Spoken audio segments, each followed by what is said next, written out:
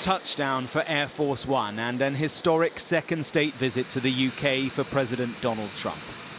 A smile and a spring in his step, maybe, because he's been looking forward to this. On the tarmac, protocol dictates it's the Foreign Secretary to greet him, Yvette Cooper in the job just a couple of weeks, and hoping no one remembers her visceral criticism of the president in the past.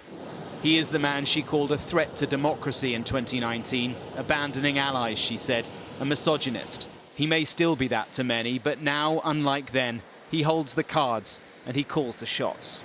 And so that's what this second state visit is all about. It is an acceptance from the UK that it's not just important to be close to America. The British government's position is that it's vital to be close to Trump's America. It is in their national interests for trade, for security and for foreign policy.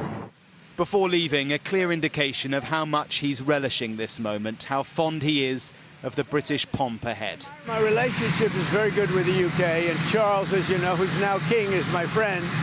And it's the first time this has ever happened where somebody was honored twice, so it's a great honor. And this one's at Windsor. They've never used Windsor Castle for this before. They used Buckingham Palace. And a hint, too, of the reward for the UK. They're also on trade.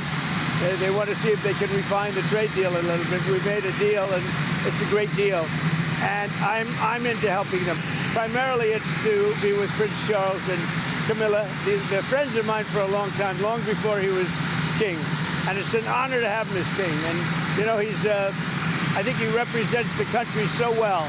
I've watched. He's such an elegant gentleman, and he represents the country so well. The British charm offensive began in February.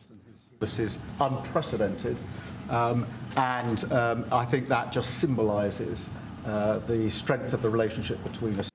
Starmer ignored the critics, and it paid off, a trade deal of sorts. Certainly the UK was put in a better position than most, if not all other countries globally. The relationship that we have is fantastic, because I like them, that's why. That's their ultimate protection. It was, of course, the now fired ambassador, Peter Mandelson, who got that deal, the reward of appointing him before the risk did it for him. Peter Mandelson actually did broker a real relationship with MAGA. I mean, it was an incredible act of shape-shifting, but he did it. Lord Maurice Glassman knows Trump well, a Labour peer close to Team Trump, a rare thing. It's hard to overestimate the extent to which he sees himself as a king. I mean, this is real.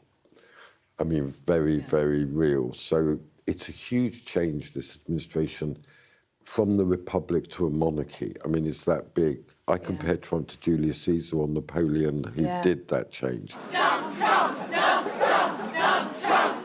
For now, the protests don't match those from the last state visit. Not close. He's a friend of a paedophile. He's a convicted felon. I don't think a man like that should be in this country with all this pomp and ceremony laid on for him. That paedophile is Jeffrey Epstein, and he is the jeopardy here. Mandelson's friendship with him is a threat to Starmer now. Trump can't shake his historic association with Epstein, and then by association through his brother, the king is linked too. Of course, the other gamble is that this is a president who changes his mind, shifts position. The next few days are Britain's attempt to prevent that, to cement the special relationship. Mark Stone, Sky News in Stansted.